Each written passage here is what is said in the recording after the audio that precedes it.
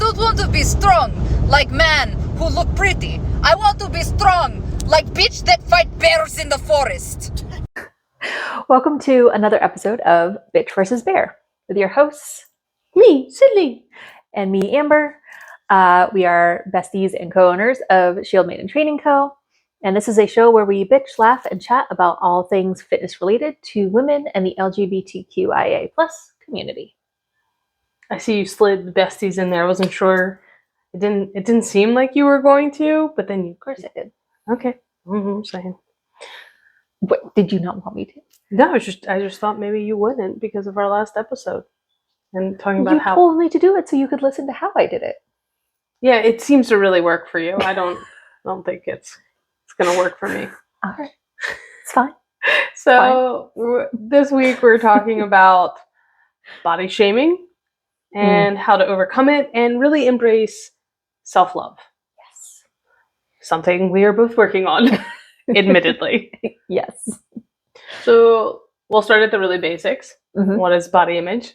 It's a person's subjective picture or mental image of their own body. It's the thoughts and feelings we have about our bodies.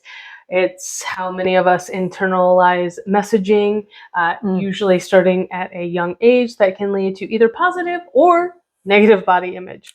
Yeah. Having a healthy body image is an important part of our mental and physical well-being.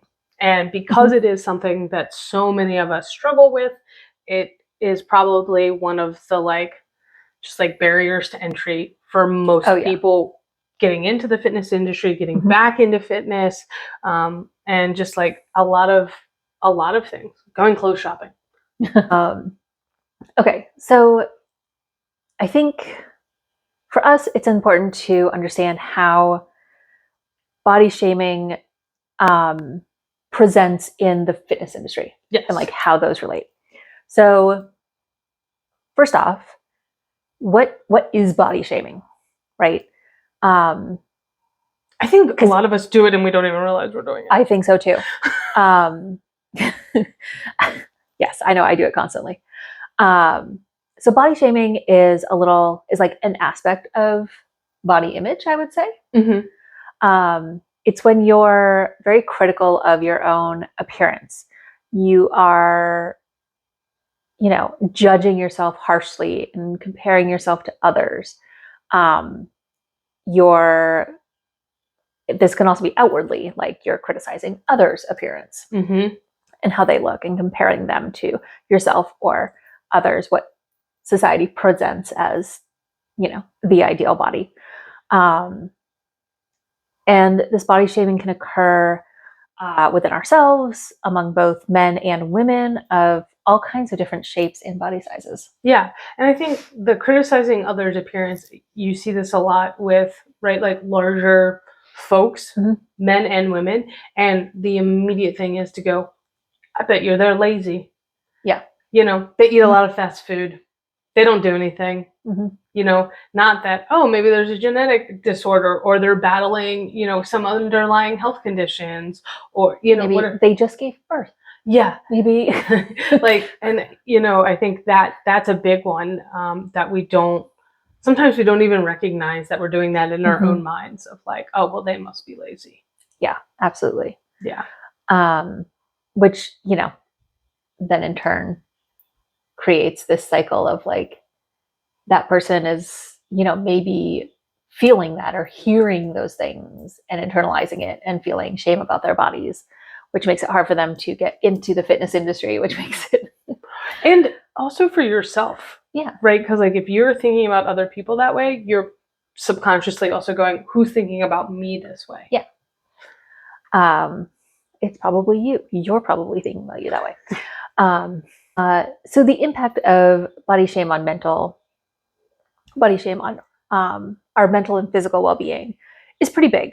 We talked about this last episode with body image and how viewing ourselves negatively can really impact our health.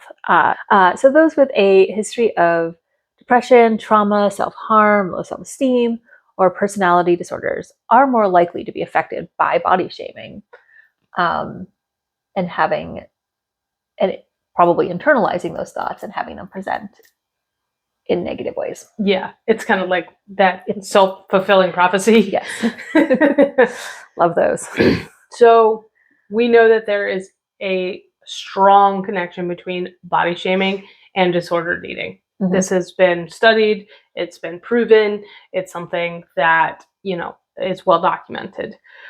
Those with a negative body image are more likely to have an eating disorder. They more often suffer from negative emotions such as depression, low self-confidence, isolation, and obsession with weight loss. Yes. So studies have shown that around 60% of adult women and 40% of adult men have a negative body image. That is larger than one would like. Those numbers actually seem a lot lower than I would have expected. Yes, they are. Well, if you take that into account, maybe we can take the 20% who are who are already working out in the fitness. Okay, yes. Yeah, so statistics can be skewed. So, well, maybe we should say is that of those participating in the study, 60% reported. And body dysmorphic disorder, BDD, is another psychiatric disorder classified as a type of like obsessive compulsive and in that related disorder. And people with BDD are preoccupied with one or more non-existent or slight defects or flaws in their physical appearance, including body shape. So this, it's a clinical term, but I think all of us can kind of relate to, at some level, we have been like, I hyper focus on this area of my body as being the problem area.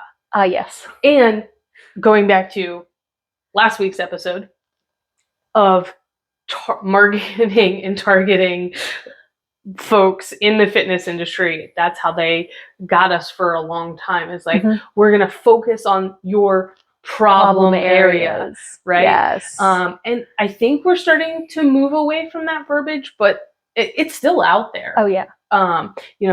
No, you can't tone and shape your midsection. Like that requires so much, and there's so many things that can go into it. And no, there's no 6-week program that is going to fix that. Like you can't, you can build better habits in 6 weeks. Yes, you can. But you're not going to get a 6-pack in 6 weeks. No, you're not. And abs are made in the kitchen, not in the gym. Like there's a lot of things around, like, you have to start eating better. Then you have to, like, it's, again, I go to a pyramid because I think it's really easy for our brains to be like, if I build all of these building blocks, I get to this kind of top. And that's one of the things is like, no, problem areas. Yeah. No, that's not how it works. And like, there are just some body types that, that's just not going to happen. Yeah. Like, I might build up ab muscles, but I am never going to have a 6-pack that is visible to the naked eye. Yeah. And what would require is, that's okay. You would have to build those ab muscles up, and then you would have to do an extreme cut to make them visible. And like, if you are working as a, you're a professional bodybuilder, that is something that they strive for. Yeah. The general population, that is not what we should be focused on. Yeah. And as a fitness industry, we have to move away from the 6-pack ab thing. Right. Like, it's so much work. It's so much work. And you're not a professional athlete. You're doing this to lead a healthier and more active life. Like, hopefully that's what you're doing. I mean, yeah. So, but we have to start thinking about it in those terms versus like, what is my body going to look like? Yeah. Because you can always find something wrong with it. Oh, yeah. Like, we're so good at that. Yeah. You just pick it, like, people nitpick it to death. Right? I think it feels like it's just human nature. Which it probably isn't. It's definitely a learned behavior, but. Yeah. Anyways. Okay. So strategies for at least trying to overcome this body shame and make our way towards embracing self-love and positivity about our bodies. Yes. So first off, we need to learn how to recognize and challenge that negative self-talk. Yes. Like that's step one. Step one. So step one, go back and listen to episode 15. Finish this episode, then go back and listen to episode 15, where we talked about negative self-talk and sabotage that was with Shelby. Yes. Yep. So becoming aware of this, when you're doing it, how you're doing it, and challenging it. Yeah. Saying, wait a minute, what am I doing? I like to use the analogy, and I think we talked about this before, of like, would I say this to my best friend? Right? Like, Yeah. no. Like, would I say this to a stranger? No. Like, why am I saying it to myself? So yeah, challenging that negative self-talk. And then talking it out, whether that's to your friend, your spouse, a family member, your dog, I don't know. Talk it out, figure it out. Yeah, talk to your therapist. Part of oh, yeah, like, well, that too. But those can be helpful. I think talking it out and it helps you recognize, because they will have a different perspective. Mm-hmm. They'll be like, do you hear yourself? Do you hear how fucked up that is? Like, they will call you out on that bullshit. Mm-hmm. And that can be really helpful. I just think that's one of the best ways to start overcoming that body shaming, because they will identify those things for you, which we have a really hard time identifying ourselves. Right. Because our internal monologue we've just trained ourselves to look in the mirror and be like, I hate that part of myself, or you look fat today, or, you look at a photo and I hate that photo, And it's so interesting what our perception of ourselves is compared to other people's. I have an example. I was on a staff meeting the other day, Zoom calls, of course. Gotta love Zoom calls. Got that remote angle, right? remote life. And like I just showered beforehand, washed my hair, and was trying to let it dry. And I thought I looked like a drowned rat because like my hair was a mess, like it was drying. And I got a private message from one of my coworkers who was like, "Hey, your hair looks so great today." I was like, "What?" Amber, this makes me think of that one time. Do you remember the time I'm thinking about? I don't know. Somebody in the office, when we were working together in the office, was like, "Oh my God, your hair looks so great today. What did you do?" And you're like, "I put it down." Like, oh yeah. I wore it up in a bun or something to work, and then took it down. It's like, I don't know. I didn't wash it, and then I put it in a bun, and then I took the bun out. It's just like you took it down. I don't know. I didn't do anything. It's so beautiful. I left it to its own devices today. Yeah. So I understand when you. I think that's funny. Yeah. I look like a drowned rat. Like, all right. Well, in the similar vein, since we're talking about hair, I was actually at the grocery store the other day thinking to myself, God, I need a haircut. My hair is just like, I always equate it to, when Simba is in another Lion King reference. I love, in his teenage stage and his mane's growing out. Oh, yes. Like when my hair gets to a certain length, that's what I envision, of just like the poofy, but like he's not to his full. Not quite luxurious yet. Yeah. Yeah, that's usually what I think of. And she just stopped me, this lady, and was like, "Oh my God, is your hair naturally curly? Like, I love it so much." And I'm thinking to myself, like, I look like baby Simba or teenage Simba. And she just complimented me, and I was like, "Oh, like that actually, yeah." Like my perception of what my hair looked like and what it actually looks like to people outside, it was completely different. Yeah. I get so jealous that your hair is so curly. My hair refuses to curl in any way, shape, or form. I promise it is curly under this hat. I mean, you've got a nice little curl out there. Oh, nice. Yes, it is curly. It is one of the few things, I won't say the few, I'm learning. It is one of the things that I really do appreciate about myself. I've always loved my curly hair. And being in high school and things, it was the time of everybody straightening their hair to death. Yes. And I never would. And I got so much pressure. And I'm like, no, so I love my curls. And now, being an adult, I get stopped. Even when I was younger, everyone would stop me and be like, I love your curls. I love your curls. And for so long, everybody wanted me to straighten my hair and like not rock my curls. And I'm like, no, this is like the one good thing about me. Like, don't take that away from me. Now there are many great things about me, and I recognize that. But at the time, I was like, this is the one thing I have. Do not strip this from me. See, talking it out. Yeah. There you go. Yeah. Which is so funny because I also like love your hair. Because it's like whenever you put your hair down, I'm just like, oh wow. It just whatever you have the right shape of face for the thick hair that you have, and like you turn into a different person every time you put your hair down. And I'm like, oh wow.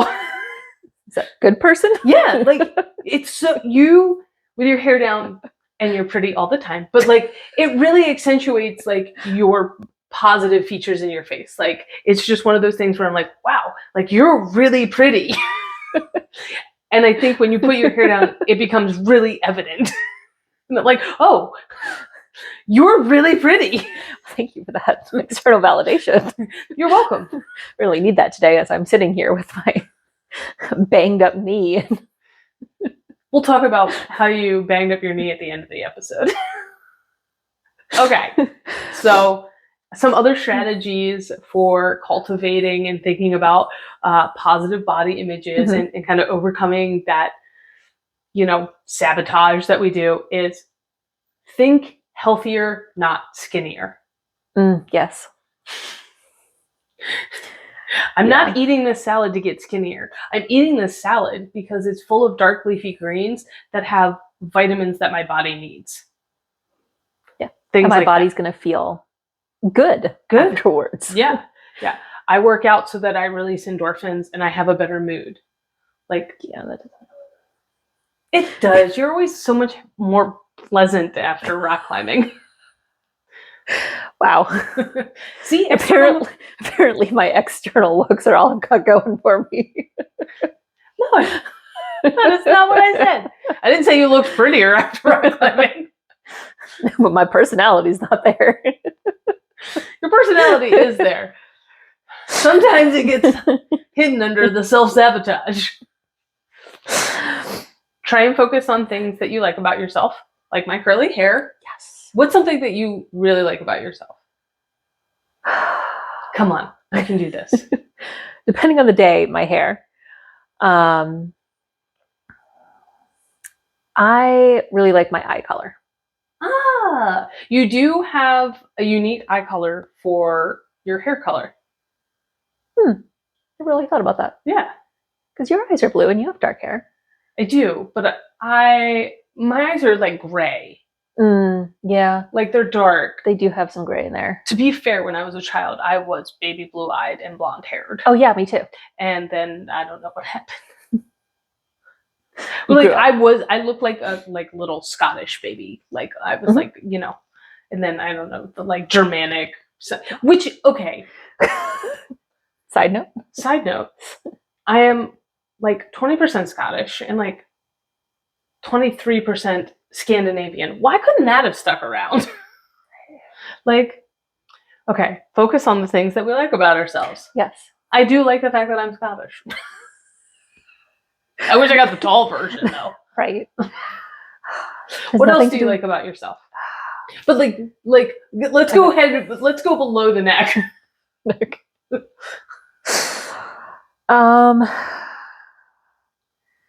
My tattoos probably don't count, do they? No, they don't.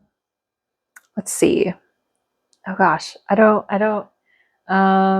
You have, okay, I'm gonna give this to you because this is hard for you. I'm recognizing. It's hard for me. You have really healthy skin, nails, and hair. Like your nails are fantastic. Like I keep my nails so short because they have a tendency to like break and like get caught, and they're like really, I don't know, thin when they grow out. And so I keep my nails short. But like you have really healthy like nail, like you must be eating good fish or something. I don't know what you're doing. But like I've always known that about you, of like, oh, you have really nice nails.